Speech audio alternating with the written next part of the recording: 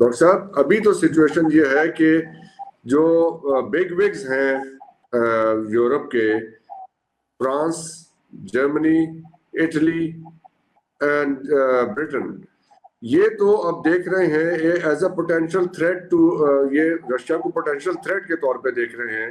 कल जो मैक्रोन साहब ने बयान दिया है कि हम यूरोप को न्यूक्लियर अम्ब्रेला देने पे तैयार है, उस पे तो लेवरोव साहब जो उनके वजीर खारजा हैं रशिया के, उन्होंने कहा कि it is an act of aggression against us.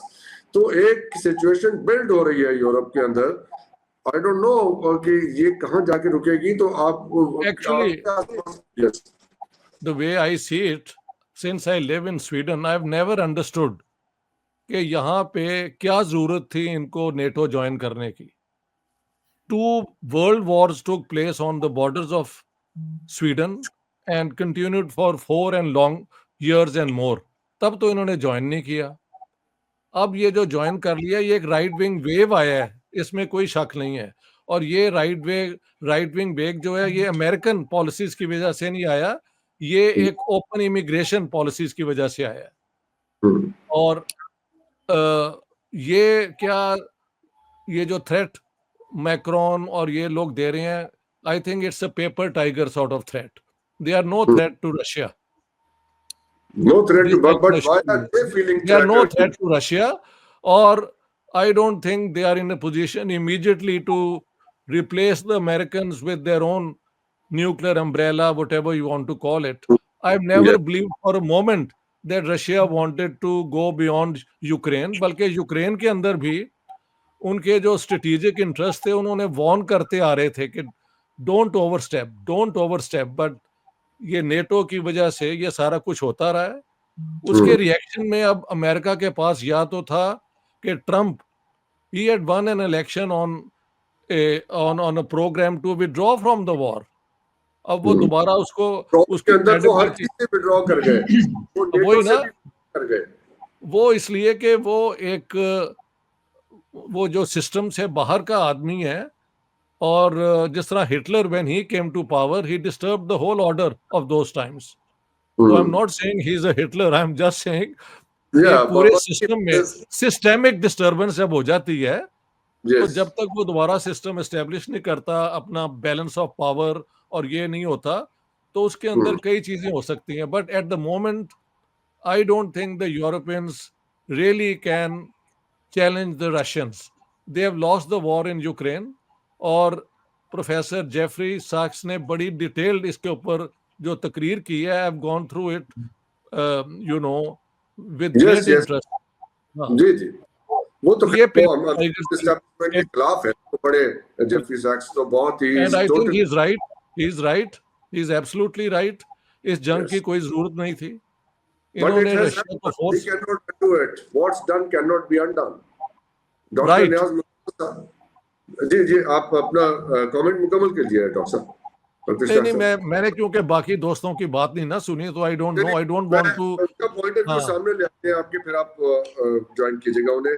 Doctor Niaz Murtaza साहब, 900 बिलियन यूरोस अब ये इकट्ठे कर रहे हैं यूरोपियंस मिलके अपनी डिफेंस इंडस्ट्री बनाने के लिए और अपनी फौज बनाने के लिए। It's not just the money, defence industry, defence production overnight कैसे बनेगी यार? ओवरनाइट कैसे बनती है? That's the thing. 5 years की बात कर रहे हैं, 5 to 8 years में, but the real challenge is the manpower। अब जिस तरह की जिंदगी की आदत यूरोपियंस को है, और उनको सिखाया गया है कि violence is a very bad thing, उन्हें स्कूलों में ये पढ़ाया गया है 50 साल।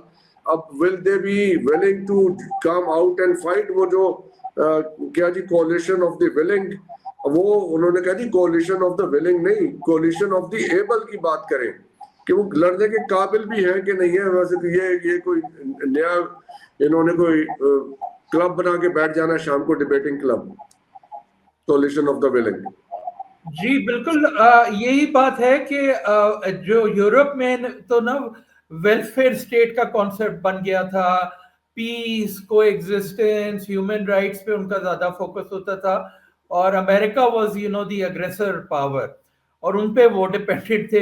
अब असर क्या हो रहा है कि जब अमेरिका उन्हें पुश कर रहा है कि जी आप अपने डिफेंस एक्सपेंडिचर्स खूब बढ़ाएं, इस साइड से रशिया अग्रेसिव होता जा रहा है, तो उसका असर क्या हो रहा है, उनकी जो वेलफेयर स्टेट है वो उनको जो है डिसमेंटल करना शुरू करना पड़ेगा। पहले तो जो सबसे ज्यादा असर पड़ रहा है वो इंटरनेशनल एड पे पड़ रहा है, यहाँ से यूएसए ने खत्म कर दी, वहां से अब यूरोपियंस जो है उनको भी यही करना पड़ रहा है। फिर उसके बाद जो है डोमेस्टिक जो उनका सिस्टम है उस पे अफेक्ट होगा। तो पूरा जो एक वर्ल्ड ऑर्डर बना था वर्ल्ड वॉर 2 के बाद से, स्पेशली यूरोप में एक वेलफेयर स्टेट का, लेबर राइट्स का, एनवायरमेंटल राइट्स का, क्वालिटी ऑफ लाइफ का, वो सारी चीजें जो है डिसमेंटल हो जाएंगी। अब देखना यह है कि जी अमेरिका से कितना प्रेशर आता है कि ट्रम्प को जो है वो काबू में करके जो ये पॉलिसीज फॉलो कर रहा है उसको सीधी राह पर लाएं। पिछली दफा भी ये हुआ था जब ये आया था कि ह्यूज केओस पैदा हुआ था, फिर उसको जो है स्टेप बैक करना पड़ा था, फिर कोविड भी आ गई थी। तो अब यही जो सूरत हाल है, he is now 4 years older, उसकी जो मेंटल फैकल्टीज हैं वो और कमजोर हो गई हैं, और ज्यादा से ज्यादा एक्सट्रीम लोगों को वो अपने चारों तरफ जमा कर रहा है। बहरहाल एक जिस तरह वहां पे डेमोक्रेसी है इसी तरह वहां पे मार्केट मैकेनिज्म भी है। अगर ये जो है स्टॉक एक्सचेंज इसी तरह नीचे गिरती गई, फिर आपकी जो है एक इंडस्ट्री के बाद इंडस्ट्रीज जो है उन पे असर पड़ता गया, और सबसे क्रिटिकल जो होता है ना वो फाइनेंशियल सेक्टर होता है। जब इंडस्ट्री जो है कितने आएंगे डॉक्टर नियाज मुर्तजा साहब, ये कोई मामूली रकम तो नहीं है, $1 ट्रिलियन से ऊपर की रकम है। तो ये health care, education, social welfare, उधर से ये पैसा निकालना पड़ेगा ना। जी बिल्कुल, मेरी था। लेट मी सबमिट, मेरे ख्याल से ये मुमकिन नहीं है। If you are going to win elections you can't withdraw the welfare state और वो जो सारे उनकी फैसिलिटीज हैं। और इस जंग की जरूरत ही कोई नहीं थी, अमेरिका के कहने पे इन्होंने शुरू की है। Americans have withdrawn from it, they have been found with their pants down. ये प्रॉब्लम है यूरोपियन का। अब वो पूरी लीडरशिप को अपने आप को बचाना पड़ रहा है कहने के लिए कि हम ये कर देंगे वो कर देंगे, ये कुछ नहीं कर सकते। और जैसे आप भी कह रहे हैं कि इतनी बड़ी वॉर इंडस्ट्री एस्टेब्लिश करना, फंक्शन का, वो रिसोर्सेज कहाँ से आएंगे? cannot be undone, I can tell you। Doctor साहब ब्रिगेडियर साहब से पूछते हैं कि ये जो एम्बिशन है अब यूरोप की, तो ये चले इंडस्ट्री लग गई, लेकिन 5 to 8 years, उतनी देर में तो रशियंस इनकी तबाही फेर देंगे। If they want to, I don't know, उनकी कोई ऐसी एम्बिशन नहीं है। उन्होंने तो बात भी नहीं की इस बारे में, ये खुद ही ओवर रिएक्ट कर रहे हैं कि is there a potential threat from Russia. आपको क्या समझ आ रही है? अच्छा डॉक्टर साहब, इसमें जो बात मैंने पहले की थी मैं उसको एक और तरीके से कहता हूँ। I think there is still a lack of clarity in what president Trump wants to do. अगर आप ये देखें कि does the United States want to remain the global hegemon, क्या वो रहना चाहते हैं? उनके पास ग्लोबल स्ट्रेटेजिक रीच है, उनके पास ग्लोबल स्फीयर ऑफ इन्फ्लुएंस है उनका, जो अभी तक मौजूद है। मगर आप अगर ट्रम्प साहब की पॉलिसीज देखें तो he is withdrawing west of the Atlantic. वो अमेरिका फर्स्ट के ऊपर जा रहे हैं, वो मेक अमेरिका ग्रेट अगेन के ऊपर जा रहे हैं। ही इज विथड्रॉइंग फ्रॉम यूरोप।